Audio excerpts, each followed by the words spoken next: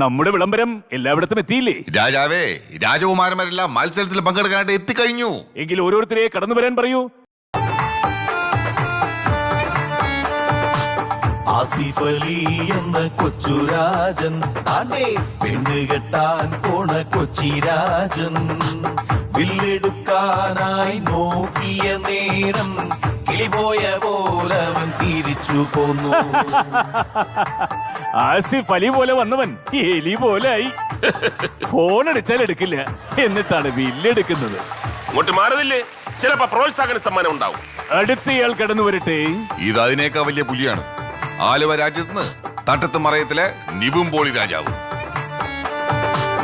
ഉമ്മച്ചി പെണ്ണിന്റെ പിറകെ പോയി തട്ടം പറിക്കാൻ ശ്രമിച്ച പയ്യൻ, ആലുവക്കാരൻ നിവിൻ പോളി രാജൻ വില്ലെടുക്കാൻ